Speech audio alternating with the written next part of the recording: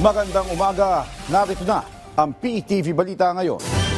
Inilipat ng Department of Transportation ng 75 million pesos na pondo nito sa pamahalang lungsod ng General Trias, Cavite para sa konstruksyon ng mga karagdagang pasilidad sa resettlement site ng Light Rail Transit Authority o LRTA.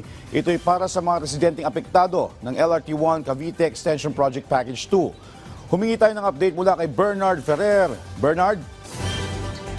Yes, George, inilipat na nga ng Department of Transportation ang 75 billion pesos na pondo sa pamahalang lungsod ng General Trias para sa konstruksyon ng mga karagdagang pasilidad sa resettlement site ng Light Rail Transit Authority LRTA sa Barangay Santiago na pakikinabangan ng mga residenteng apektado ng LRT1 Cavite Extension Project Package 2. Pagsunod ito sa direktiba ni Pangulong Ferdinand R. Marcos Jr. na tiyakin ang pagkakaloob ng isang maayos at disenteng pamayanan para sa mga naapektuhan ng big ticket project ng pamahalaan.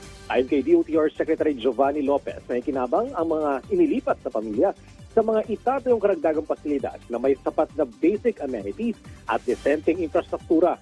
Tiniyak naman ni General Trias City Mayor John Ferrer na ang pondong inilaan ay gagamitin ng maayos para sa kapakinabangan ng mga pamilyang inilipat sa pamamagitan ng mga programa, proyekto, serbisyong tutugon sa kanilang pangailangan. Sa kasalukuyan, 1,374 na housing units na mula sa kabuang 1,696 units sa Kalinga Village ang okupado ng apektadong informal settler families na nagmula sa Parañaque, Las Piñas at Bacoor, Cavite. Target na maipatayo ngayong taon sa LRTA resettlement site ang mga karagdagang pasilidad kabilang ang covered basketball court, park at playground, school building, water utility system at electrification. Joshua? Maraming salamat, Bernard Ferrer. Samantala, nakataas pa rin sa Alert Level 3 ang Bulkang Mayon ngayong Miyerkules, February 4, matapos makapagtala sa loob ng 24 oras ng 284 rockfall events, 49 pyroclastic density currents o PDC at 2 volcanic earthquakes.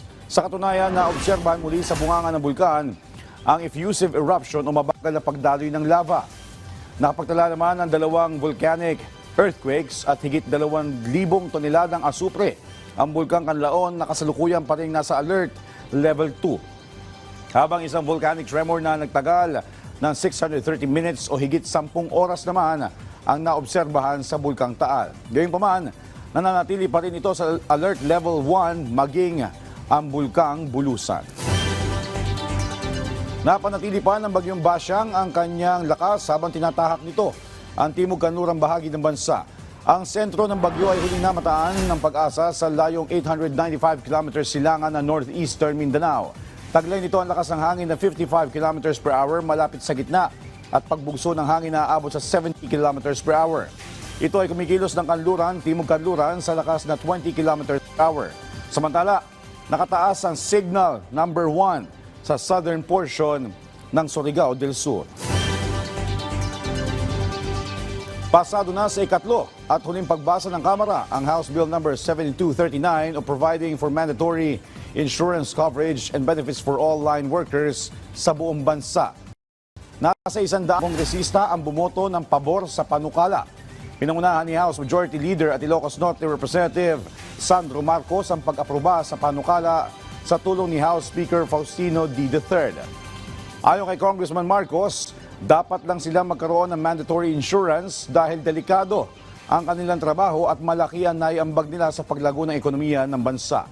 Nakasaad sa panukala na ang lahat ng electrical workers ay may mandatory life and accident insurance na 200,000 pesos para sa mga maliliit na kooperatiba, 400,000 pesos naman para sa mga medium cooperatives, 600,000 pesos sa mga malalaking kooperatiba, 800,000 pesos sa extra-large cooperatives, at 1 million pesos naman sa mega-large cooperatives. 2 million pesos naman ang accident insurance sa mga line worker ng National Transmission Corporation at 1.5 million pesos sa mga line worker ng Power Distribution Unit. Aakuin ng mga employer ang accident insurance.